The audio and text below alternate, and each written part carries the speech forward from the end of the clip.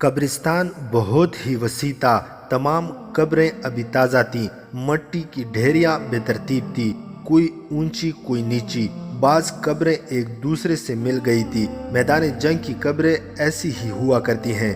حماد سے حلب تک ایسے 3 قبرستان تیار ہو گئے تھے۔ یہ سرسبز اور شاداب خطہ اداس ہو گیا تھا، اس کی فضا خون کی بو سے بوجھل ہو گئی تھی۔ جہاں پرندے چہچہاتے تھے وہاں گرد منڈلا رہے تھے۔ ایک ایسا قبرستان حلب کے مضافاتی قلعہ اعزاز کے قریب تھا۔ قبروں کی مٹی ابھی نمناک تھی۔ سلطان صلاح الدین ایوبی کی فوجوں کا امام چند ایک فوجیوں کے ساتھ وہاں کھڑا فاتحہ پڑھ رہا تھا۔ اس نے جب منہ پر ہاتھ پھیرے تو آنسو اس کی داڑھی تک پہنچ چکے تھے۔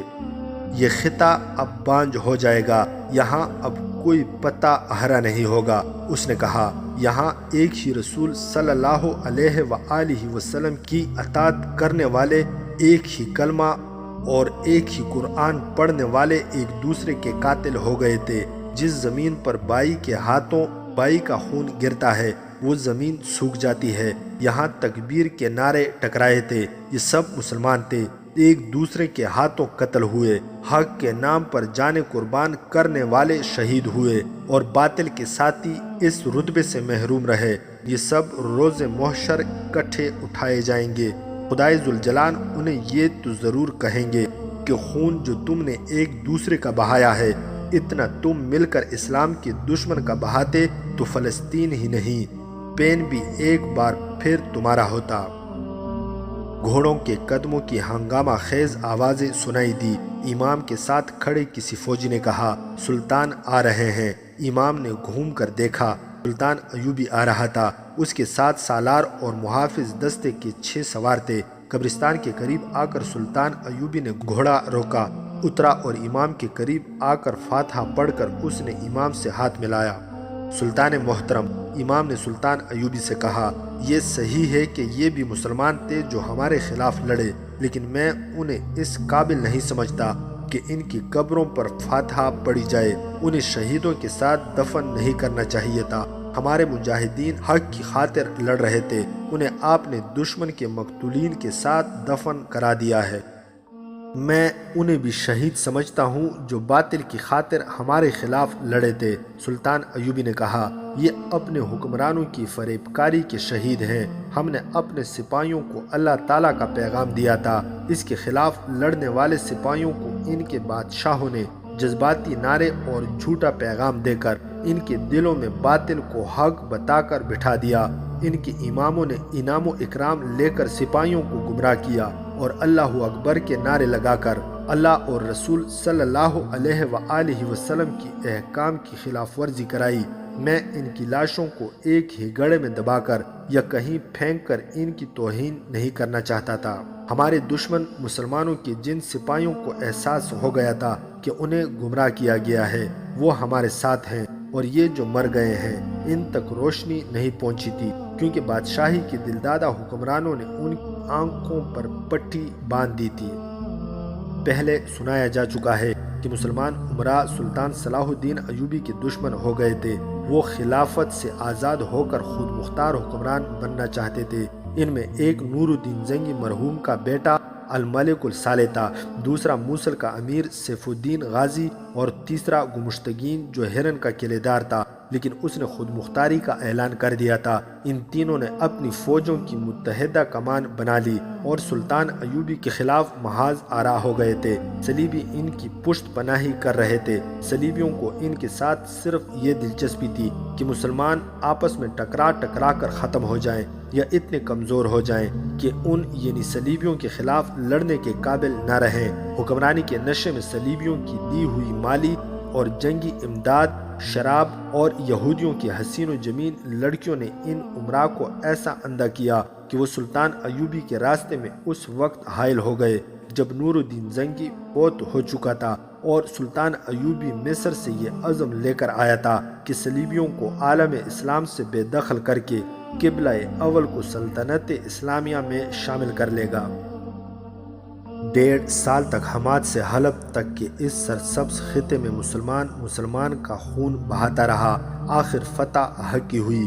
سلطان ایوبی نے فتح پائی، اس کے دشمنوں نے اس کی اطاعت قبول کر لی، لیکن سلطان ایوبی کے چہرے پر مسرت کی ہلکی سی بھی جھلک نظر نہیں آتی تھی۔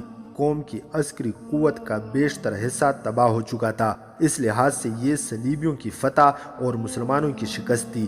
صلیبی اپنے عزائم میں کامیاب ہو گئے تھے۔ سلطان ایوبی اب کئی برسوں تک بیت المقدس کی طرف پیش قدمی کے قابل نہیں رہا تھا۔ جون 1176 کے اس روز جب سلطان ایوبی قلعہ اعزاز کے قریب وسیع قبرستان میں اپنے امام کے پاس کھڑا تھا تو اس دور کے واقعہ نگاروں کے مطابق اس کا چہرہ بوجھا بوجھا سا تھا۔ اس نے امام سے کہا، ہر نماز کے بعد دعا کریں کہ اللہ تعالیٰ انہیں بخش دے جن کی آنکھوں پر کفر کی پٹی باندھ کر اپنے بھائیوں کے خلاف لڑایا گیا۔ سلطان گھوڑے پر سوار ہوا اور اس نے قبرستان پر نگاہ ڈالی۔ خدا کو اتنے زیادہ خون کا حساب کون دے گا؟ یہ گناہ میرے حساب میں نہ لکھ دیا جائے۔ اپنے سالاروں کی طرف دیکھ کر اس نے کہا، ہماری قوم خود کشی کے راستے پر چل پڑی ہے۔ کفار امت رسول صلی اللہ علیہ وآلہ وسلم کی قوت اور جذبے سے اس قدر خائف ہے کہ اس قوت کو دلکش حربوں سے کمزور کر رہے ہیں۔ ان کے پاس یہی ایک ذریعہ رہ گیا ہے۔ ہمارے بعض بھائیوں نے ان کی اس ذریعے کو قبول کر لیا ہے اور تاریخ میں خانہ جنگی کا باب کھول دیا ہے۔ اگر ہم نے اس باب کو یہیں بند نہ کیا تو میں مستقبل کو جہاں تک دیکھ سکتا ہوں مجھے امت رسول صلی اللہ علیہ وآلہ وسلم کی خانہ جنگی سے خودکشی کرتی نظر آتی ہے۔ کفار آج کے دور کی طرح مالی اور جنگی امداد دے دے کر امت کو آپس میں لڑاتے رہیں گے۔ چند ایک افراد پر جب تخت و تاج کے حصول کا جنون سوار ہوتا ہے تو وہ قوم کو اعلی کار بنا کر قوم کو لے ڈوبتے ہیں۔ بادشاہی کے یہ بھوکے لوگ قوم کا خون اس طرح بہاتے رہیں گے۔ یہ اتنا وسیع قبرستان دیکھو، قبریں گنو تو گن نہیں سکو گے۔ ہم پیچھے جو لاشیں دفن کر آئے ہیں ان کا بھی شمار نہیں۔ میں اتنے خون کا حساب کس سے لوں؟ خدا کو میں کیا جواب دوں گا؟ خانہ جنگی کا سلسلہ ختم ہو گیا ہے، ایک سالار نے کہا۔ اب آگے کی سوچیں۔ ہمیں بیت المقدس پکار رہا ہے، قبلہ اول ہماری راہ دیکھ رہا ہے اور مجھے مصر پکار رہا ہے۔ سلطان صلاح الدین ایوبی نے گھوڑا چلا دیا اور کہنے لگا، وہاں سے بڑی تشویشناک خبریں آ رہی ہیں۔ وہاں میرا قائم مقام میرا بھائی ہے، وہ مجھے پریشانی سے بچانے کے لیے حالات کی سنگینی مجھ سے چھپا رہا ہے۔ علی بن سفیان اور کوتوال غیاث بلبیس بھی مجھے تفصیل سے کوئی بات نہیں بتا رہے، صرف اتنی خبر بھیجتے ہیں کہ دشمن کی زمین دوست تخریبی سرگرمیاں جاری ہیں، ان کا سدباب کیا جا رہا ہے۔ پرسوں کے قاصد نے بتایا ہے کہ قاہرہ میں تخریب کاری زور پکڑتی جا رہی ہے۔ معلوم ہوتا ہے شیخ سنان کو ہم نے اسیاد سے بے دخل کر دیا ہے، مگر اس کا قاتل گروہ قاہرہ میں سرگرم ہے۔ 2 کماندار ایسے طریقے سے قتل ہو گئے ہیں کہ ان کے جسموں پر زخم اور چوٹ کا کوئی نشان نہیں۔ مرنے کے بعد لاشوں کی حالت سے یہ بھی پتہ نہیں چلتا کہ زہر دیا گیا تھا۔ یہ حشیشین کا خاص طریقہ ہے۔ تو کیا آپ فوج کو یہیں رہنے دیں گے یا ساتھ لے جائیں گے؟ ایک سالار نے کہا۔ اس کے متعلق میں نے ابھی فیصلہ نہیں کیا۔ سلطان ایوبی نے کہا، شاید کچھ نفری لے جاؤں، فوج کی ضرورت یہاں زیادہ ہے۔ صلیبیوں نے مصر میں تخریب کاری اس لیے تیز کر دی ہے کہ میں فلسطین کی طرف پیش قدمی کرنے کے بجائے مصر چلا جاؤں۔ میں ان کی یہ خواہش پوری نہیں ہونے دوں گا، البتہ میرا مصر جانا ضروری ہے۔ سلطان ایوبی کے خدشے بے بنیاد نہیں تھے۔ صلیبیوں کی ذہنیت اور عزائم کو اس سے بڑھ کر اور کوئی نہیں سمجھ سکتا تھا۔ اس وقت جب وہ قبرستان سے فاتحہ پڑھ کر اپنے جنگی ہیڈ کوارٹر کی طرف جا رہا تھا، شیخ سنان تریپولی پہنچ چکا تھا۔ آپ سن چکے ہیں کہ حسن بن صبا کے بعد اس فرقے کی جس پیر و مرشد نے شہرت حاصل کی وہ شیخ سنان تھا۔ یہ شخص حشیشین یعنی فدائیوں کا سربراہ تھا۔ سلطان ایوبی اور صلیبیوں کی جنگوں کے دوران فدائیوں کا قاتل گروہ شیخ سنان کی زیر قیادت بہت ہی زیادہ سرگرم ہو گیا تھا۔ سلطان ایوبی پر متعدد بار قاتلانہ حملے کیے گئے اور ہر حملے کا انجام یہ ہوا کہ قاتل مارے گئے اور جو بچے وہ پکڑے گئے۔ صلیبیوں نے شیخ سنان کو اسیات نام کا ایک قلعہ دے رکھا تھا جو مئی 1176 میں سلطان ایوبی نے محاصرے میں لے کر شیخ سنان سے ہتھیار ڈلوائے اور اس سے قلعہ خالی کرا کے اسے بخش دیا تھا۔ اس محاصرے کی تفصیلات پہلے سنائی جا چکی ہے۔ شیخ سنان جون 1176 کے ایک روز تریپولی یعنی لبنان پہنچا۔ اس کے ساتھ اس کے فدائی اور فوج تھی۔ کسی کے پاس کوئی ہتھیار نہیں تھا۔ سلطان ایوبی نے انہیں نہتا کر کے رخصت کیا تھا۔ تریپولی اور گرد و نواح کا وسیع علاقہ ایک صلیبی کمانڈر کے قبضے میں تھا۔ شیخ سنان اس کے پاس پہنچا اور پناہ مانگی۔ 2 روز بعد ریمانڈ نے ادھر ادھر سے دوسرے صلیبی بادشاہوں اور کمانڈروں کو تریپولی بلا لیا تاکہ سلطان ایوبی کے خلاف آئندہ لائحہ عمل تیار کیا جائے۔ صلیبیوں کی انٹیلی جنس کا ماہر ڈائریکٹر جرمن نژاد ہرمن بھی اس کانفرنس میں موجود تھا۔ آپ مجھے اس بنا پر نہیں کوس سکتے کہ میں صلاح الدین ایوبی سے شکست کھا کر آیا ہوں، شیخ سنان نے صلیبیوں کی اس کانفرنس میں کہا۔ آپ جانتے ہیں کہ ہم فوج کی طرح نہیں لڑ سکتے۔ سلطان ایوبی کا مقابلہ تمہاری فوج بھی نہیں کر سکتی۔ میرے فدائی اس کے محاصرے میں کیسے لڑ سکتے ہیں؟ ضرورت یہ ہے کہ آپ ایوبی کے دشمن مسلمان امراء کو اپنی فوج دیں۔ وہ سب مل کر اس کے سامنے نہیں ٹھہر سکے۔ شیخ سنان، ریمانڈ نے کہا، یہ ہم تک رہنے دے کہ ایوبی کے خلاف ہمیں کیا کرنا چاہیے۔ ہم آپ کو یہ بتانا چاہتے ہیں کہ آپ نے اس کے قتل کے لیے جو 4 آدمی بھیجے تھے وہ بھی ناکام ہو گئے ہیں، مارے گئے ہیں اور پکڑے گئے ہیں۔ سلطان صلاح الدین ایوبی پر آپ کا ایک بھی قاتلانہ حملہ کامیاب نہیں ہوا۔ اس سے یہ ظاہر ہوتا ہے کہ آپ اپنے بیکار آدمی بھیجتے رہیں جن کے مر جانے یا گرفتار ہو جانے سے آپ کو کوئی فرق نہیں پڑتا تھا۔ ہم آپ کو جو مراعات اور رقم دیتے رہے وہ ضائع ہو گئی ہے۔ صرف ایک صلاح الدین ایوبی کے قتل نہ ہونے سے آپ کی رقم ضائع نہیں ہوئی، شیخ سنان نے کہا۔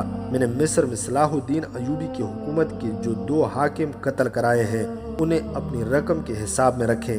آپ کے 3 طاقتور مخالف سوڈان میں تھے، انہیں میں نے قبروں میں اتارا اور وہاں آپ کا راستہ صاف کیا ہے۔ صلاح الدین ایوبی کے مخالف مسلمان امراء میں سے جو حلب میں الملک الصالح کے ساتھ تھے تو صلاح الدین ایوبی کے حامی ہو گئے تھے۔ آپ کے اشارے پر میں نے انہیں قتل کرایا ہے، اور اب مصر میں حاکموں کے خفیہ قتل کا جو سلسلہ شروع ہوا ہے وہ کس نے شروع کیا ہے؟ کیا آپ اس سے بھی ناکام کہیں گے؟ ایوبی کب قتل ہوگا؟ فرانسیسی صلیبی گے آف نورینان نے میز پر مکہ مار کر کہا، صلاح الدین ایوبی کے قتل کی بات کرو۔ آپ نے نور الدین زنگی کو جو زہر دیا تھا وہ صلاح الدین ایوبی کو کب دو گے؟ جس روز اس قسم کے حالات پیدا ہو جائیں گے جیسے نور الدین زنگی کے وقت پیدا ہوئے تھے، شیخ سنان نے کہا۔ زنگی زلزلے کی تباہ کاری کے متاثرین کی امداد کے لیے اکیلا بھاگتا دوڑتا رہتا تھا۔ نہ اسے ہوش تھا نہ اس کے عملے کو کہ اس کے لیے جو کھانا پکتا ہے وہ کون پکاتا ہے اور کوئی اس کی نگرانی بھی کرتا ہے یا نہیں۔ اس موقع سے میرے ان آدمیوں نے جو میں نے آپ کے کہنے پر اس کے قتل کے لیے بھیج رکھے تھے فائدہ اٹھایا اور اس کے کھانے میں وہ زہر ملا دیا جو گلی کی بیماری بن گیا اور وہ 3-4 روز بعد مر گیا۔ اس کے طبیب آج بھی کہتے ہیں کہ نور الدین زنگی خناق سے مرا ہے، مگر صلاح الدین ایوبی کے کھانے تک پہنچنا ممکن نہیں۔ کیا آپ اس باورچی کو خرید نہیں سکتے جو اس کا کھانا پکاتا ہے؟ ایک اعلیٰ کمانڈر نے پوچھا۔ اس کا جواب ہمارا دوست ہرمن دے سکتا ہے، شیخ سنان نے کہا اور ہرمن کی طرف دیکھ کر مسکرایا۔ پچھلی کہانیوں میں ہرمن کا ذکر چند بار آیا ہے۔ وہ جرمنی کا رہنے والا تھا، علی بن سفیان کی طرح جاسوسی اور سراغ رسانی کا ماہر تھا، تخریب کاری اور کردار کشی میں خصوصی مہارت رکھتا تھا۔ مصر میں سلطان ایوبی کے خلاف جو سازشیں اور وسیع پیمانے پر ایک بغاوت جو ہوئی تھی وہ اسی نے کرائی تھی۔ سلطان ایوبی کے ان 2-4 اعلیٰ حکام کو بھی ہرمن نے اس کے خلاف کر دیا تھا جو سلطان ایوبی کے معتمد تھے۔ وہ مسلمان حکام اور عوام کی نفسیات اور کمزوریوں کو خوب سمجھتا تھا اور انہیں استعمال کرنے کا فن جانتا تھا۔ اسے ایک صلیبی بادشاہ فلپ آگسٹس اپنے ساتھ لایا تھا۔ وہ سوڈان، مصر اور عرب کے ہر حصے کی زبان مقامی لب و لہجے سے بول سکتا تھا۔ شیخ سنان ٹھیک کہتے ہیں، ہرمن نے کہا۔ اس سوال کا جواب مجھے دینا چاہیے۔ کہ صلاح الدین ایوبی کے باورچی کو کیوں نہیں خریدا جا سکتا۔ اگر صلاح الدین پر ہوتا تو وہ اب تک زہر سے مارا جا چکا ہوتا۔ وہ اس کی پرواہ نہیں کرتا کہ اس کے کھانے کس نے نگرانی کی ہے یا نہیں، اس نے اپنی جان کو خدا کے سپرد کر رکھا ہے۔ اس عقیدے کا وہ پکا ہے کہ اس کی موت کا جو دن مقرر ہے اس روز اسے اپنی جان خدا کے حضور پیش کرنی ہے اور اسے کوئی انسان روک نہیں سکتا۔ اس کے محافظ دستے کا کمانڈر، خفیہ محکمے کا ایک ذمہ دار آدمی اور اس کا ایک معتمد خاص اس کا کھانا کھا کر دیکھتے ہیں۔ بعض اوقات طبیب آ جاتا ہے، وہ بھی کھانا دیکھتا ہے۔ اس اتنی کڑی نگرانی کے علاوہ دوسری دشواری یہ ہے کہ صلاح الدین ایوبی کے باورچی اور دیگر تمام ملازم اس کے مرید ہیں۔ ان کے دلوں میں ان کی اندھی عقیدت ہے۔ ایوبی انہیں اپنے نوکر نہیں سمجھتا، ان کے ساتھ دوستوں اور بھائیوں جیسا سلوک کرتا ہے۔ پوری طرح جائزہ لیا جا چکا ہے۔ صلاح الدین ایوبی کے اس ذاتی حلقے میں سے کسی کو خریدنا، اس حلقے میں اپنا کوئی آدمی داخل کرنا ممکن نہیں۔ ان کے پاس افراد ایسے ہیں جو اس کے گرد حصار کھینچے ہوئے ہیں۔ یہ ہے علی بن سفیان، غیاث بلبیس، حسن بن عبداللہ اور زاہدان۔ یہ سب اتنے ماہر سراغ رساں ہیں کہ ان کی نظریں انسان کے ضمیر اور روح کو بھی دیکھ لیتی ہیں۔ اسلام کا خاتمہ۔ فلپ آگسٹس نے کہا، میں 100 بار کہہ چکا ہوں کہ ہمیں اسلام کا خاتمہ کرنا ہے۔ یہ ایسا مذہب ہے جو انسان کی روح کو قبضے میں لے لیتا ہے۔ جس کسی نے اسلام کو اپنی روح میں اتار لیا، اسے دنیا کی کوئی طاقت شکست نہیں دے سکتی۔ آپ سب نے دیکھ لیا ہے کہ صلاح الدین ایوبی کے گرد جن مسلمانوں کا گھیرا ہے وہ مذہب کے اتنے پکے ہیں کہ تم زر و جواہرات سے اور اتنی خوبصورت لڑکیوں سے ان کا گھیرا نہیں توڑ سکتے۔ وہ مسلمان کچے ایمان کے ہیں جنہیں تم خرید لیتے ہو۔ انہوں نے اسلام کو اپنی روح میں نہیں اترنے دیا۔ تم نے دیکھا ہے کہ ہمارے کتنے بڑے بڑے لشکروں کو صلاح الدین ایوبی کے کتنے تھوڑے تھوڑے سپاہیوں نے کتنا کتنا نقصان پہنچایا ہے۔ جہاں ہمارے گھوڑے تھکن اور پیاس سے رہ جاتے ہیں، وہاں صلاح الدین ایوبی کے سپاہی تھکن اور پیاس سے بے نیاز رہتے ہیں۔ اس قوت کو یہ لوگ ایمان کہتے ہیں۔ ہمیں ان کا ایمان کمزور کرنا ہے۔ ہرمن، ان کے ایک دو عمرہ یا اعلیٰ حکام کو ہاتھ میں لینا بے شک ضروری ہے۔ اس سے آپ نے بہت فائدہ اٹھایا ہے، لیکن کوئی ایسا طریقہ اختیار کرو جس سے اس قوم کے دل میں اپنے مذہب کے خلاف بیزاری پیدا ہو جائے۔ پختہ عمر کے آدمیوں کے نظریات بدلنا آسان نہیں ہوتا۔ ان کی نسل کو بچپن اور لڑکپن میں اپنا نشانہ بنا لو۔ کچے ذہن کو تم اپنے سانچے میں ڈھال سکتے ہو، ان کے حیوانی جذبے کو بھڑکاؤ۔ یہودی یہ کام کر رہے ہیں، ہرمن نے کہا، اور اس محاذ پر میں جو کچھ کر رہا ہوں اس کے نتائج آہستہ آہستہ سامنے آ رہے ہیں۔ ایک دن یا چند ایک دنوں میں آپ کسی کے نظریات اور عقیدے نہیں بدل سکتے۔ اس عمل میں وقت لگتا ہے، ایک دور گزر جاتا ہے۔ یہ عمل جاری رہنا چاہیے۔ فلپ آگسٹس نے کہا، میں یہ توقع نہیں رکھوں گا کہ نتائج ہماری زندگی میں سامنے آئیں۔ مجھے پوری امید ہے کہ ہم نے کردار کشی کا یہ عمل جاری رکھا تو وہ وقت آئے گا کہ مسلمان برائے نہ مسلمان رہ جائیں گے۔ ان کے ہاں مذہبی فرائض محض مذہبی رسم بن جائیں گے اور ان پر ہمارا رنگ چڑھ جائے گا۔ ان کی سوچوں پر صلیب غالب آ جائے گی۔ شیخ سنان، ریمانڈ نے شیخ سنان سے کہا، اگر ہم آپ سے اسیاد کے قلعے کے بدلے ایک اور قلعے کا مطالبہ کریں گے تو ہم اب یہ مطالبہ پورا نہیں کر سکیں گے۔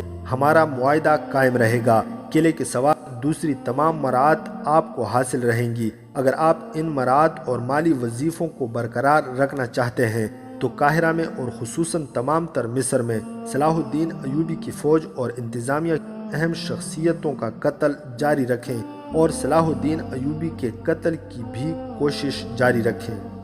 صلاح الدین ایوبی کے قتل کے متعلق میں آپ کو صاف الفاظ میں بتا دیتا ہوں کہ میں اس میں اور کوئی آدمی ضائع نہیں کروں گا۔ شیخ سنان نے کہا، اس شخص کا قتل ممکن نظر نہیں آتا۔ میں بڑے قیمتی فدائی ضائع کر چکا ہوں۔ مجھے یہ کہنے کی بھی اجازت دیں کہ سلطان صلاح الدین ایوبی نے مجھے نئی زندگی دی ہے۔ میں نے اس کے آگے ہتھیار ڈالے تو مجھے یہ توقع تھی کہ میں نے اس پر جتنے قاتلانہ حملے کرائے ہیں ان کا انتقام لینے کے لیے وہ مجھے اور میرے چیدہ فدائیوں کو قتل کر دے گا، لیکن اس نے میری اور میرے آدمیوں کی جان بخشی کر دی۔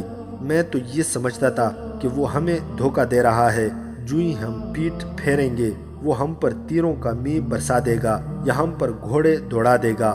آپ مجھے دیکھ رہے ہیں، میں اپنے تمام تر آدمیوں اور پوری فوج کے ساتھ آپ کے سامنے زندہ موجود ہوں۔ آپ مجھے مراعات سے محروم کر دیں۔ میں صلاح الدین ایوبی کے قتل سے دستبردار ہو گیا ہوں، البتہ قاہرہ میں میرے آدمیوں کی کارگزاری سے آپ کو مایوسی نہیں ہوگی۔ قاہرہ میں ایسے حالات پیدا کر دیے گئے ہیں جو صلاح الدین ایوبی کو قاہرہ جانے پر مجبور کر دیں گے۔ ہرمن نے کہا، بہت جلد سوڈانی مصر کی سرحدی چوکیوں پر حملوں کا سلسلہ شروع کر دیں گے۔ مصر پر کوئی بڑا حملہ نہیں کیا جائے گا، حملے کا دھوکہ دیا جائے گا تاکہ صلاح الدین ایوبی شام سے مصر چلا جائے۔ ہرمن جاسوسی اور سراغ رسانی کا ماہر تھا، لیکن اسے معلوم نہیں تھا کہ اس کانفرنس میں جو خاص ملازم شراب اور کھانے کی چیزیں لا اور لے جا رہے تھے، ان میں وکٹر نام کا ایک فرانسیسی سلطان ایوبی کا جاسوس تھا، اور ان خاص ملازموں میں راشد چنگیز نام کا ایک ترک مسلمان بھی تھا جس نے اپنے آپ کو یونان کا عیسائی ظاہر کر کے یہ نوکری حاصل کی تھی، یہ بھی سلطان ایوبی کا جاسوس تھا۔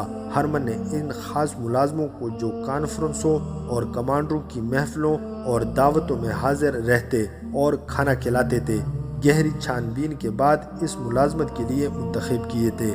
پہلے بتایا جا چکا ہے کہ سلطان ایوبی نے جاسوسوں کا جال بچھا رکھا تھا، اسے صلیبیوں کے دور اندر کی باتوں کا قبل از وقت علم ہو جاتا تھا۔ اب شیخ سنان کی اس کانفرنس کی تمام باتیں اس کے 2 جاسوسوں نے سن لی تھی، جنہیں چند دنوں تک سلطان ایوبی تک پہنچ جانا تھا۔ ان دنوں قاہرہ میں زمین دوز تخریب کاری بڑھ گئی تھی۔ مصر کی فوج کے نائب سالار سے ایک درجہ کم عہدے کا ایک کماندار شہر کے باہر مردہ پایا گیا۔ وہ شام کے بعد گھر سے نکلا تھا، ساری رات گھر نہ آیا۔ صبح اس کی لاش دیکھی گئی، اس کے جسم پر کوئی زخم نہیں تھا، کوئی چوٹ نہیں تھی۔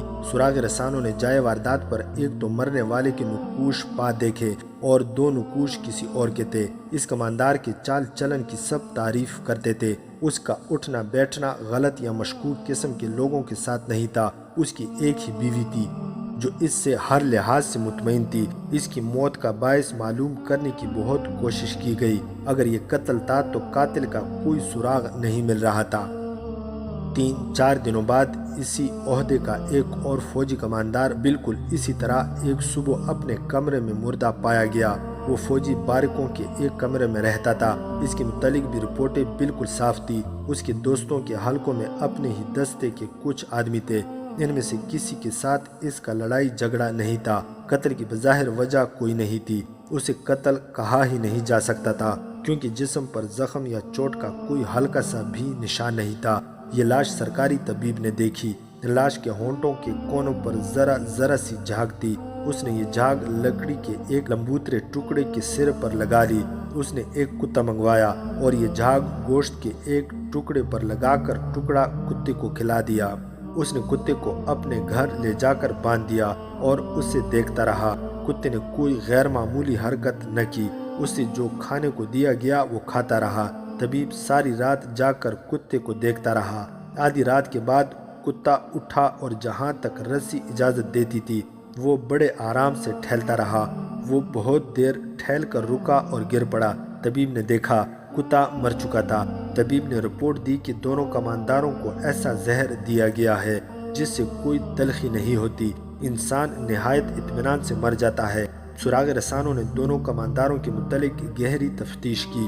یہ معلوم کرنے کی بہت کوشش کی گئی کہ زندگی کے آخری روز وہ کس کس سے ملے، کہاں گئے اور انہوں نے کس کس کے ساتھ کچھ کھایا پیا، مگر کوئی سراغ نہ ملا۔ شادی شدہ کماندار کی بیوی سے بھی پوچھ گچھ کی گئی، لیکن اس پر شک کی کوئی وجہ نہیں تھی۔ دونوں کمانداروں میں مشترکہ وصف یہ تھا کہ پکے مسلمان تھے۔ میدان جنگ میں ان کی کمانڈ اور دلیری کی تعریف سلطان ایوبی نے بھی کی تھی۔ دونوں سرحدی دستوں کے کمانڈر رہ چکے تھے۔ اور انہوں نے کئی ایک سوڈانیوں کو سرحد پار کرتے گرفتار کیا تھا۔ سوڈانیوں نے انہیں بہت رشوت پیش کی تھی جو انہوں نے قبول نہیں کی تھی۔ اب دونوں کو نائب سالاری کی ترقی ملنے والی تھی۔ وہ اس قابل تھے کہ کسی بھی جگہ حملے کی قیادت آزادانہ کر سکیں۔ علی بن سفیان نے رائے دی کہ قتل کی یہ دونوں وارداتیں صلیبی تخریب کاروں کی ہے اور قاتل فدائی ہیں۔ اس نے کہا کہ دشمن نے اب اہم شخصیتوں کے قتل کا سلسلہ شروع کر دیا ہے۔ تمام کمانداروں اور حکام کو خبردار کر دیا گیا کہ کسی اجنبی یا مشکوک آدمی کے ہاتھ سے کوئی چیز نہ کھائیں اور ایسے آدمیوں پر نظر رکھ کر انہیں پکڑنے کی کوشش کریں جو دوستی لگانے اور کھانے پینے کی کوئی چیز پیش کرنے کی کوشش کرے۔ سراغ رساں مصروف ہو گئے۔ دوسرے کماندار کے قتل کے 7-8 روز بعد ایک رات فوج کے خیموں کو آگ لگ گئی۔ ہزاروں خیمے ایک جگہ لپٹے پڑے تھے۔ ان کے انباروں کے اوپر چھپر تھے۔ وہاں پہرا بھی تھا، پھر بھی آگ لگ گئی۔ یہ آگ تخریب کاری کا نتیجہ تھی۔ وہاں اتفاقیہ آگ لگنے کا کوئی امکان نہیں تھا کیونکہ ان چھپروں کے قریب آگ جلانے کی ممانعت تھی۔ ان کی سختی سے پابندی کی جاتی تھی۔ اس کے علاوہ پر اسرار سے کچھ اور واقعات ہوئے تھے۔ سرحدی دستوں کو اور زیادہ چوکس کر دیا گیا تھا۔ سوڈان کی طرف سے سرحد کے اندر چوری چھپے آنے والوں کی تعداد اور رفتار بڑھ گئی تھی۔ اس کا اندازہ ان لوگوں کی گرفتاریوں سے ہوتا تھا۔ علی بن سفیان نے اپنی انٹیلیجنس کو اور زیادہ پھیلا دیا اور پہلے سے زیادہ ہوشیار کر دیا تھا۔ قاہرہ سے کچھ دور دریائے نیل کے کنارے پہاڑی علاقہ تھا۔ اس کے اندر کہیں فرعونوں کے زمانے کے کھنڈر تھے۔ اس سے پہلے ایسے واقعات ہوئے تھے کہ صلیبی اور سوڈانی تخریب کاروں نے ایسے کھنڈروں کو خفیہ اڈوں کے طور پر استعمال کیا تھا۔ مصر میں ایسے کھنڈروں کی تعداد کچھ کم نہیں تھی۔ اس پہاڑی علاقے کو نظر میں رکھنے کے لیے علی بن سفیان نے اپنے جاسوسوں کو خصوصی ہدایات کے ساتھ مقرر کر رکھا تھا۔ اب کہ صلیبی تخریب کاروں نے یہ کامیابی بھی حاصل کر لی تھی کہ انہوں نے 2-3 مہینوں کے عرصے میں علی بن سفیان کے 6-7 جاسوس جو قاہرہ میں مختلف جگہوں پر مختلف بحروپوں میں رہتے تھے غائب کر دیے تھے۔ یہ وہ جاسوس تھے جو صلیبیوں کے جاسوسوں کو پکڑنے کے ماہر تھے، لیکن وہ خود پکڑے گئے یا مارے گئے۔ خطرہ یہ تھا کہ وہ پکڑے گئے تو صلیبی انہیں حشیشین کے حوالے کر کے انہیں مصر کی ہی حکومت اور فوج کے خلاف استعمال کریں گے۔ اصل خطرہ تو یہ تھا کہ دشمن کے جاسوسوں نے قاہرہ کے جاسوسوں کو پہچان لیا تھا۔ جاسوسی اور سراغ رسانی کی اس جنگ میں دشمن جیت رہا تھا۔ علی بن سفیان نے اب ذرا اونچے عہدوں کے ایسے جاسوس جو اپنے فن میں خصوصی مہارت رکھتے تھے استعمال کرنے شروع کر دیے تھے۔ ان میں ایک مہدی الحسن تھا جو یروشلم اور تریپولی تک بڑی کامیاب جاسوسی کرتا آیا تھا۔ وہ بہت دلیر اور دانشمند جاسوس تھا۔ علی بن سفیان نے یہ پہاڑی علاقہ اسے دے رکھا تھا۔ اس علاقے کے اندر صرف ایک راستہ تھا، پیچھے دریا اور باقی ہر طرف پہاڑیاں اور چٹانیں بھی تھی۔ اندرونی علاقے میں سبزہ اور درخت تھے، کہیں کہیں پانی کی جھیلیں بھی تھی۔ اطلاع ملی تھی کہ اس کے اندر مشکوک سے آدمی آتے جاتے دیکھے گئے ہیں۔ فرعونوں کی کسی عمارت کے کھنڈر سامنے نظر نہیں آتے تھے، کسی نے کبھی دیکھے بھی نہیں تھے، لیکن یہ یقین ضرور تھا کہ اس کوہسار کے اندر فرعونوں نے کچھ نہ کچھ بنایا ضرور تھا جو اب تک موجود ہے۔ بہرحال یہ جگہ ایسی تھی جو تخریب کاروں کا خفیہ اڈا بننے کے لیے موزوں تھی۔ مہدی الحسن وہاں 1-2 اونٹ اور چند ایک بھیڑ بکریاں لے جا کر صحرائی خانہ بدوش یا گڈریے کے بحروپ میں جایا کرتا تھا۔ اس کے جانور ادھر ادھر چرتے رہتے تھے اور وہ گھومتا پھرتا رہتا تھا۔ اس نے کچھ دور اندر تک علاقہ دیکھا تھا، وہاں اسے کچھ بھی نظر نہیں آیا تھا۔ بہت آگے جا کر ایک پہاڑی ایسی تھی جس کے دامن سے 20-25 فٹ اوپر ایک قدرتی سرنگ کا دہانہ تھا۔ مہدی الحسن اس سرنگ کے اندر گیا تھا۔ یہ اتنی اونچی اور فراخ تھی کہ اس میں سے اونٹ گزر سکتا تھا۔ یہ پہاڑی کی طرف چلی گئی تھی۔ مہدی الحسن دوسری طرف گیا، وہاں تنگ سی ایک وادی تھی جہاں کوئی اڈا نہیں ہو سکتا تھا۔ سرنگ بہت لمبی تھی، اس کے اندر دائیں بائیں دیواروں میں غاریں سی بنی ہوئی تھی۔ اتنے بڑے بڑے پتھر بھی تھے کہ ایک پتھر کے پیچھے آدمی بیٹھ کر چھپ سکتا تھا۔ اس مصری جاسوس نے علی بن سفیان کو رپورٹ دی کہ وہ جہاں تک جا سکا ہے اسے کوئی مشکوک جگہ نظر نہیں آئی اور اتنے دن اسے کوئی ایک آدمی بھی اندر جاتا یا باہر آتا دکھائی نہیں دیا۔ علی بن سفیان نے اس سے کہا کہ وہ سارا دن وہیں گزارا کرے۔ اور وہ زیادہ اندر تک نہ جایا کرے کیونکہ پکڑے یا مارے جانے کا خطرہ تھا۔ علی بن سفیان نے اسے یہ بھی کہا کہ کبھی کبھی وہ اونٹ پر سوار ہو کر رات کو بھی چلا جایا کرے۔ اگر کوئی آدمی اسے مل جائے تو اسے بتائے کہ وہ قاہرہ جا رہا ہے، اپنے آپ کو کیسان ظاہر کرے۔ اس ہدایت کے تحت مہدی الحسن رات کو بھی وہاں گیا تھا۔ ایک رات اسے کسی کے بھاگتے قدموں کی آواز سنائی دی۔ یہ کوئی جنگلی جانور بھی ہو سکتا تھا اور یہ کوئی انسان بھی ہو سکتا تھا۔ مہدی الحسن آگے نہ گیا، کچھ دیر وہاں رک رہا، پھر واپس آ گیا۔ وہ دوسرے دن سورج نکلنے سے پہلے 2-3 اونٹ اور بھیڑ بکریاں لے کر وہاں چلا گیا۔ انہیں کھلا چھوڑ کر خود ادھر ادھر گھومنے پھرنے لگا۔ وہاں سبزہ تھا، جھاڑیاں اور گھاس تھی اور جنگلی پودے بھی۔ کچھ آگے جا کر اسے ایک آدمی دکھائی دیا جو زمین پر جھکا ہوا تھا۔ اس نے قیمتی چوغا پہن رکھا تھا اور اس کی لمبی داڑھی تھی، سر پر عمامہ بھی قیمتی تھا۔ مہدی الحسن آہستہ آہستہ اس کی طرف چلنے لگا۔ جھکے ہوئے آدمی نے اس کی طرف دیکھا۔ مہدی الحسن نے اپنی چال ڈال میں جاہلانہ پن نمایاں رکھا اور آہستہ آہستہ اس آدمی کے قریب جا کھڑا ہوا۔ چوغے والے کے ہاتھ میں ایک تھیلا تھا جس میں ہرے پتے بھرے ہوئے تھے اور اس کے دوسرے ہاتھ میں ایک پودی کی ہری شاخ تھی۔ آپ کیا ڈھونڈ رہے ہیں؟ مہدی الحسن نے گواروں کے سے لہجے میں احمقوں کی طرح ہنس کر پوچھا۔ کوئی چیز گم ہو گئی ہے؟ میں بھی تلاش کروں؟ میں حکیم ہوں، اس آدمی نے کہا۔ جڑی بوٹیاں ڈھونڈ رہا ہوں، ان کی دوائیاں بناؤں گا۔ مہدی الحسن نے اس کا چہرہ دیکھ کر پہچان لیا۔ وہ قاہرہ کا حکیم تھا اور خاصی شہرت رکھتا تھا۔ مہدی الحسن نے اس کے اس جواب کو غلط نہ سمجھا کہ وہ جڑی بوٹیاں ڈھونڈ رہا ہے۔ اس علاقے میں جڑی بوٹیاں موجود تھی۔ حکیم نے اس سے پوچھا کہ وہ یہاں کیا کر رہا ہے۔ اس نے بتایا کہ وہ یہاں سے تھوڑی ہی دور اپنے ایک کنبے کے ساتھ خیمے میں رہتا ہے اور یہاں جانوروں کو چرانے اور پانی پلانے لایا ہے۔ ان بوٹیوں سے آپ کس مرض کی دوائیاں بنائیں گے؟ مہدی الحسن نے پوچھا۔ تم کسی مرض کو نہیں سمجھ سکتے، حکیم نے جواب دیا۔ بعض مرض ایسے ہوتے ہیں کہ مریض کو بھی معلوم نہیں ہوتا کہ اسے کیا ہے۔ یہ حکیم مشہور تھا، دور دور سے اس کے پاس مریض آتے تھے۔ اتفاق سے مہدی الحسن کو یہاں مل گیا۔ یہ انسانی فطرت کی کمزوری ہے کہ انسان پر مرض کا وہم بھی طاری ہو جاتا ہے اور انسان بڑی لمبی عمر کا اور ایسی جسمانی طاقت کا متمنی رہتا ہے جو کبھی کم نہ ہو۔ مہدی الحسن کو شاید معمولی سی کوئی تکلیف تھی۔ اس نے اس کا ذکر حکیم سے کیا۔ اس نے نبض پر ہاتھ رکھا، پھر اس کی آنکھوں میں جھانکا اور یوں چونکا جیسے اسے ان آنکھوں میں کوئی عجیب چیز نظر آئی ہو۔ اس نے مہدی الحسن کو سر سے پاؤں تک دیکھا۔ حکیم کے چہرے پر حیرت کا تاثر تھا۔ تم میرے دواخانے میں آ سکتے ہو؟ حکیم نے پوچھا۔ شہر میں آ جاؤ۔ میں بہت غریب آدمی ہوں، مہدی الحسن نے کہا۔ آپ کو پیسے کہاں سے دوں گا؟ تم ابھی میرے ساتھ چلو، حکیم نے کہا۔ میرا اونٹ ادھر چر رہا ہے، تمہارے پاس بھی اونٹ ہے۔ مجھے پیسوں کی ضرورت نہیں، امیر لوگ بہت پیسے دے جاتے ہیں، غریبوں کا علاج مفت کرتا ہوں۔ تمہاری بیماری اس وقت تو معمولی ہے لیکن یہ اچانک بڑھ جائے گی، مجھے کوئی اور شک بھی ہے۔ مہدی الحسن دراصل ڈیوٹی پر تھا، معمولی سے مرض کی خاطر وہ ڈیوٹی نہیں چھوڑنا چاہتا تھا۔ اس نے حکیم سے کہا کہ وہ شام کو اس کے دواخانے میں آئے گا، اسے راستہ اور جگہ بتا دے۔ مہدی الحسن کو اچھی طرح معلوم تھا کہ اس کا دواخانہ کہاں ہے۔ وہ انجان بنا رہا اور حکیم نے اسے سمجھا دیا کہ دواخانہ کہاں ہے۔ مہدی الحسن شام کے بعد اسی بہروپ میں حکیم کے دواخانے میں چلا گیا۔ اس نے اونٹ ساتھ رکھا تھا تاکہ حکیم کو شک نہ ہو۔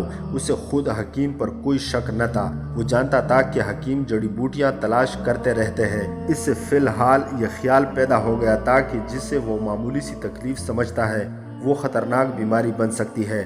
حکیم نے اسے اچھی طرح دیکھا اور کہا، میں دوائی دے دیتا ہوں، اگر اس سے افاقہ نہ ہوا تو کوئی اور بندوبست کروں گا کیونکہ اسے کوئی اور شک ہے۔ مہدی الحسن نے پوچھا کہ اور کیا شک ہے؟ اللہ نہ کرے میرا شک درست ہو، حکیم نے کہا۔ تم خوبصورت ہو، صحرا میں گھومتے پھرتے رہتے ہو۔ جس جگہ تم مجھے ملے تھے وہ جگہ ٹھیک نہیں، وہاں بدروئیں رہتی ہیں، ان میں بعض فرعونوں کے وقتوں کی بڑی حسین لڑکیوں کی بدروئیں ہیں۔ انہیں فرعون نے زبردستی اپنے پاس رکھا اور عیاشی کا ذریعہ بنایا تھا، پھر انہیں مروا ڈالا، کیونکہ اس کی جگہ انہیں دوسری لڑکیاں مل گئی تھی۔ روح بوڑھی نہیں ہوتی، ہمیشہ جوان رہتی ہے۔ جن لڑکیوں کو قتل کیا گیا تھا ان کی روحیں اس سرسبز خطے میں بھٹکتی رہتی ہیں۔ مجھے شک ہے کہ تمہاری شکل و صورت فرعون کے دور کے کسی ایسے جوان سے ملتی جلتی ہے جسے اس دور کی کوئی لڑکی چاہتی تھی، مگر وہ کسی فرعون کا شکار ہو گئی۔ تم اس جگہ جاتے رہتے ہو، اس لڑکی کی بدرو نے تمہیں دیکھ لیا ہے اور تمہاری روح کے ساتھ دل بہلا رہی ہے۔ یہ مجھے نقصان تو نہیں پہنچائے گی؟ مہدی الحسن نے حکیم کی بات سے متاثر ہو کر پوچھا۔ بدرو کی دوستی اچھی تو نہیں ہوتی، کیا آپ اس بدرو سے نجات دلا سکتے ہیں؟ میرا شک غلط ہو سکتا ہے، حکیم نے کہا۔ پہلے دوائی دوں گا، افاقہ نہ ہوا تو بدرو کا کچھ کروں گا۔ میرے پاس اس کا بھی علاج ہے، تعویذ دوں گا، عمل کروں گا۔ ضرورت پڑی تو اس بدرو کے ساتھ تمہاری ملاقات کرا دوں گا۔ بدرو سے نجات حاصل کرنے کا یہ بھی ایک طریقہ ہوتا ہے۔ بدرو کوئی نقصان نہیں پہنچائے گی۔ مہدی الحسن قابل اور ذہین جاسوس تھا، لیکن وہ عالم فاضل نہیں تھا۔ اپنی قوم کے ہر فرد کی طرح جنات، چڑیلوں اور بدروحوں کے وجود پر یقین رکھتا تھا۔ اس نے ان کی جو کہانیاں اور روایتیں سنی تھی انہیں وہ سچ مانتا تھا۔ حکیم کا ایک ایک لفظ اس کے دل میں اتر گیا اور اس پر بدرو کا خوف طاری ہو گیا۔ وہ حکیم کے پاس جاسوسی کے لیے نہیں، علاج کے لیے ہی گیا تھا۔ حکیم نے اسے تسلی دی کہ وہ کوئی فکر نہ کرے، لیکن وہ فکر مند ہو گیا۔ حکیم نے اسے دوائی کی صرف ایک خوراک دی اور کہا کہ رات سونے سے پہلے کھا لے۔ اس نے سونے سے پہلے یہ دوائی کھا لی، اس سے فوراً نیند آ گئی۔ اس سے پہلے اس کی اتنی جلدی آنکھ کبھی نہیں لگی تھی۔ صبح آنکھ کھلی تو اس نے محسوس کیا کہ اس کی طبیعت غیر معمولی طور پر حشاش بشاش ہے۔ وہ سب سے پہلے علی بن سفیان کے پاس گیا۔ اسے یہ نہ بتایا کہ اس نے اس پہاڑی علاقے میں حکیم کو جڑی بوٹیاں تلاش کرتے دیکھا تھا۔ یہ بتانے والی بات نہیں تھی، کیونکہ حکیم کوئی مشکوک انسان نہیں تھا۔ وہ قاہرہ کا اتنا مشہور اور قابل حکیم تھا کہ فوج اور حکومت کے بڑے بڑے افسر بھی اس کے پاس علاج کے لیے جاتے تھے۔ اس کے متعلق یہ بھی مشہور تھا کہ تعویذ بھی دیتا اور جنات وغیرہ کو بھی قبضے میں رکھتا ہے۔ علی بن سفیان نے مہدی الحسن سے کہا کہ وہ اسی جگہ جائے، اسے وہاں کوئی نہ کوئی مشکوک انسان ضرور نظر آئے گا۔ علی بن سفیان دراصل تخریب کاروں کے ایک اڈے کی تلاش میں تھا۔ مہدی الحسن اس طرف جاتے حکیم کے پاس چلا گیا۔ وہ گڈریوں کے لباس میں تھا۔ اس نے حکیم سے کہا کہ وہ صبح سویرے اتنی دور سے یہ بتانے آیا ہے کہ رات اسے بہت گہری نیند آئی ہے اور اب وہ اتنا حشاش بشاش ہے جتنا وہ پہلے کبھی نہیں ہوا تھا۔ اگر شام تک تم اس حالت میں رہے تو بدرو نہیں ہو سکتی، حکیم نے کہا۔ شام کو پھر آ جانا۔ مہدی اونٹ پر سوار ہوا اور اپنی ڈیوٹی پر روانہ ہو گیا۔ اس سرسبز جگہ وہ بہت دنوں سے جا رہا تھا اور سارا دن وہاں رہتا تھا، رات کو بھی وہاں گیا تھا، مگر اب حکیم سے ملاقات کے بعد اس جگہ سے ڈر محسوس ہونے لگا۔ حکیم نے اسے بتایا تھا کہ بدرو نقصان نہیں پہنچائے گی، کیونکہ وہ محبت کی خاطر اس کی روح کے پاس آتی ہے۔ پھر بھی اندیکھی پر اسرار مخلوق کا ڈر قدرتی تھا۔ اسے ایسے محسوس ہونے لگا جیسے اس کے گرد بدروہیں منڈلا رہی ہوں۔ وہ دلیر آدمی تھا، ڈر کو دل سے نکالنے کی کوشش کرنے لگا اور اس بدرو کو تصور میں لانے لگا جس کا ذکر حکیم نے کیا تھا۔ اس تصور نے اسے تسکین دی اور وہ ادھر ادھر گھومنے لگا۔ اچانک اس نے محسوس کیا کہ اس کی طبیعت جو اتنی زیادہ حشاش بشاش تھی بجھ رہی ہے اور دل پر گھبراہٹ طاری ہو رہی ہے۔ اس نے اپنے آپ کو سنبھالنے کی بہت کوشش کی، لیکن گھبراہٹ بڑھتی گئی اور اس نے حکیم کو اپنی جو تکلیف بتائی تھی وہ پہلے کی نسبت زیادہ ہو گئی۔ اس نے اسی وقت حکیم کے پاس جانا چاہا، لیکن ڈیوٹی نہیں چھوڑ سکتا تھا۔ برداشت کرتا رہا۔ بہت دیر بعد اس کی طبیعت گھبراہٹ سے آزاد ہونے لگی اور آہستہ آہستہ اسی حالت میں آ گئی جس میں کل دوائی کھانے سے پہلے تھی۔ اسے یقین ہو گیا کہ یہ بدرو کا اثر ہے۔ دن گزر گیا۔ اس نے اونٹوں اور بھیڑ بکریوں کو اکٹھا کیا اور انہیں وہاں لے گیا جہاں روزانہ لے جاتا تھا۔ اونٹ پر سوار ہو کر وہ شہر میں حکیم کے پاس چلا گیا۔ اسے اپنی طبیعت کی یہ تبدیلی بتائی۔ حکیم نے بدرو کے شک کا اظہار کیا، لیکن ایک روز اور دوائی کھانے کو کہا۔ اس نے دوائی دے دی جو مہدی الحسن نے رات سونے سے پہلے کھا لی۔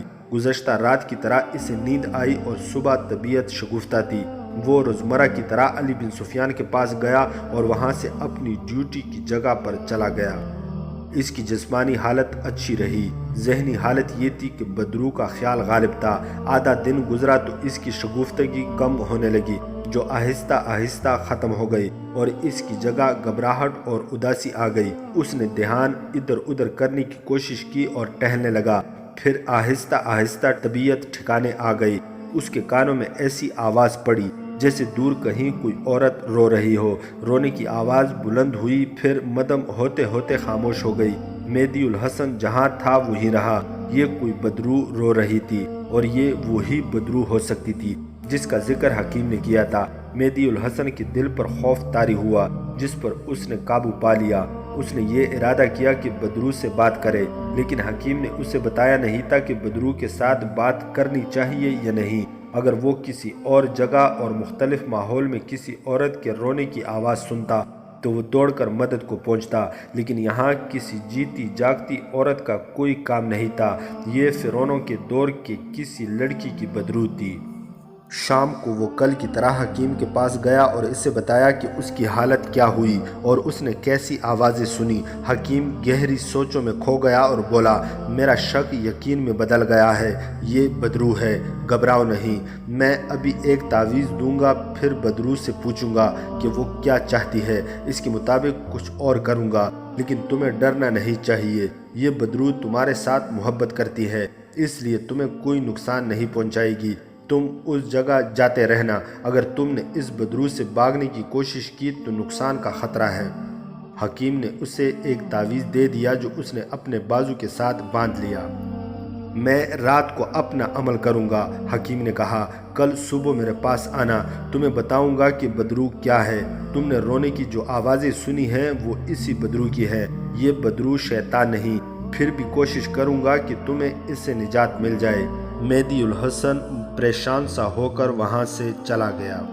اگلے روز مہدی الحسن کو علی بن سفیان کی طرف سے کچھ اور ہدایات ملی۔ وہ بھاگم بھاگ حکیم کے پاس گیا۔ حکیم جیسے اسی کے انتظار میں بیٹھا تھا، اسے دیکھتے ہی اٹھ کھڑا ہوا اور اسے اندر لے گیا۔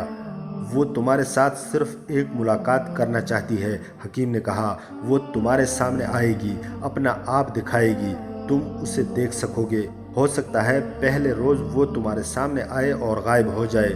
وہ دوسری دنیا کی مخلوق ہے، شاید اس دنیا کے انسانوں کے قریب آنے سے گریز کرے۔ اگر اس نے ایسا ہی کیا تو اگلے روز پھر جانا پڑے گا۔ کہاں؟ مہدی نے پوچھا۔ وہاں جہاں تم ہر روز جاتے ہو، حکیم نے کہا، جہاں تم نے مجھے دیکھا تھا۔ تم وہاں رات کو جاؤ گے۔ آپ بھی ساتھ ہوں گے؟ مہدی نے پوچھا۔ نہیں، حکیم نے کہا، اس جہاں میں گئی ہوئی روح صرف اسے نظر آتی ہے جسے وہ چاہتی ہے، اور اگر کوئی گنہگار بدرو کسی انسان پر نظر رکھ لے تو اسے فوراً مار ڈالتی ہے۔ یہ بدرو جو تمہیں ملنا چاہتی ہے کسی کو پریشان کرنے والی نہیں، اس کے رونے کو سمجھو، وہ مظلوم ہے، محبت کی پیاسی ہے۔ میں نے رات جب اسے حاضر کیا تو وہ زاروں قطار روئی، اور اس نے میری منت کی کہ اس شخص کو تھوڑی دیر کے لیے میرے پاس بھیج دو، پھر ہمیشہ کے لیے چلی جاؤں گی۔ اگر یہ باتیں کوئی اور کر رہا ہوتا تو مہدی الحسن پر اتنا زیادہ اثر نہ ہوتا جتنا اس نے قبول کیا۔ یہ باتیں اس حکیم کے زبان سے نکل رہی تھی جس سے مہدی الحسن کے بڑے حاکم بھی متاثر تھے۔ وہ حکیم بھی تھا اور عالم بھی۔ اس کے بولنے کا انداز ایسا تھا جو سننے والے کی روح میں اتر جاتا تھا۔ اس نے مہدی الحسن کو یقین دلایا کہ رات کو اس بدرو کی ملاقات سے اس پر کوئی خوف طاری نہیں ہوگا، اور اسے نقصان کے بجائے شاید کچھ فائدہ بھی ملے۔ ایک احتیاط بھی ضروری ہے، حکیم نے اس سے کہا۔ کسی کے ساتھ اس بدرو کے متعلق یا اس کی ملاقات کے متعلق کوئی بات نہ کرنا۔ اگر تم نے یہ راز فاش کر دیا تو نقصان کا خطرہ ہے۔ تم اپنی دنیا کے انسانوں کو دھوکہ دے سکتے ہو۔ عالم غیب میں گئی ہوئی روح کا راز فاش کرو گے تو میں بتا نہیں سکتا کہ تمہارے جسم سے کون سے دو اعضاء ہمیشہ کے لیے بیکار ہو جائیں گے۔ دونوں ٹانگیں سوکھ جائیں گی، یا دونوں بازو یا دونوں آنکھیں بینائی سے محروم ہو جائیں گی۔ اب میں تمہیں جو بات بتانے لگا ہوں یہ بھی ایک راز ہے۔ یہ راز تمہیں اس لیے دے رہا ہوں کہ تم عبرت حاصل کر سکو۔ یہاں کی فوج کے دو اعلیٰ رتبے کے کماندار رات کے وقت مارے گئے ہیں۔ کسی کو معلوم نہیں کہ وہ کس طرح مرے ہیں۔ مجھے 2-3 بدروحوں نے بتایا کہ انہیں بدروحوں نے مارا ہے، انہوں نے بدروحوں کے راز فاش کر دیے تھے۔ وہ کس طرح؟ مہدی الحسن گوار، گڈریا اور صحرائی خانہ بدوش بنا ہوا تھا، لیکن وہ دراصل جاسوس تھا۔ وہ ان 2 کمانداروں کی موت کا سراغ لینا چاہتا تھا۔ اس نے حکیم سے تفصیل پوچھی۔ میں ایسی راز کی بات کسی کو بتا نہیں سکتا، حکیم نے کہا۔ جتنی اجازت تھی اتنی بتا دی، تم بالکل خاموش رہنا، اپنے اس راز کے ساتھ واسطہ رکھو جو میں تمہیں بتا رہا ہوں۔ یہ بھی نہ سوچنا کہ میں تمہاری ذات میں کسی لالچ اور کسی اجرت کے بغیر اتنی دلچسپی کیوں لے رہا ہوں۔ میں ان روحوں اور بدروحوں کی خواہشات کا پابند ہوں۔ اگر میں انہیں ناراض کر دوں تو میرا علم بیکار ہو جائے اور بدروحیں میرا بھی وہی حشر کر دیں جو وہ اپنے دشمنوں کا کرتی ہیں۔ اس روح نے جو تمہیں دیکھ کر روتی ہے مجھے کہا ہے کہ میں اس کے ساتھ تمہاری تھوڑی سی دیر کے لیے ملاقات کرا دوں، تو میرا فرض ہے کہ اس کی خواہش پوری کروں۔ اگر میں اس سے نہ ملوں تو کیا ہوگا؟ مہدی الحسن نے پوچھا۔ وہ بدروح بن کر تمہاری روح پر اپنا سایہ کرے گی، حکیم نے جواب دیا۔ تم نے مجھے اپنی جو تکلیف بتائی تھی وہ کوئی جسمانی تکلیف نہیں، یہ روحانی عارضہ ہے۔ اس نے تم پر ابھی اپنا پورا اثر نہیں ڈالا تھا۔ تم کوئی نیک انسان ہو، تمہاری نیکی تمہارے کام آئی ہے۔ تم نے میرے ساتھ اس تکلیف کا ذکر کر دیا۔ خدائے ذوالجلال جس پر رحمت فرمانا چاہتے ہیں اس کے لیے وہ کسی انسان کو سبب بنا دیتے ہیں۔ یہ کرشمہ اللہ کی ذات کا ہے کہ تم نے مجھے وہاں دیکھ لیا اور ہم دونوں ملے۔ اس رحمت سے ڈرو نہیں۔ اگر تم اس بدروح کی ملاقات کی خواہش پوری کر دو گے تو وہ اس دنیا میں تمہیں بہت فائدہ دے گی۔ ایک فائدہ یہ ہو سکتا ہے کہ وہ نہایت خوبصورت لڑکی کے روپ میں گوشت پوست کا زندہ جسم بن کر تمہیں جب چاہو گے ملا کرے گی۔ تم اسے بیوی بنا کر گھر رکھ سکتے ہو۔ اگر وہ زیادہ مہربان ہو گئی تو مجھے یقین ہے کہ وہ تمہیں کسی فرعون کے مدفون خزانے کا بید بتا دے اور ایسا ذریعہ پیدا کر دے کہ تم یہ خزانہ نکال کر اس بدروح کو ساتھ لے کر مصر سے کہیں دور چلے جاؤ اور کسی خطے کے بادشاہ بن جاؤ۔ ملاقات کب ہوگی؟ مہدی الحسن نے پوچھا۔ آج رات چلے جاؤ، حکیم نے کہا۔ حکیم نے اسے ایک اور تعویذ دیا اور اسے بہت سی ہدایات دی، خطروں سے بھی آگاہ کیا اور فائدے بھی بتائے، اور زور دے کر کہا کہ ڈرنا نہیں۔ وہاں پہنچنے کا وقت بھی بتایا جو رات تاریک ہو جانے کی کچھ دیر بعد کا تھا۔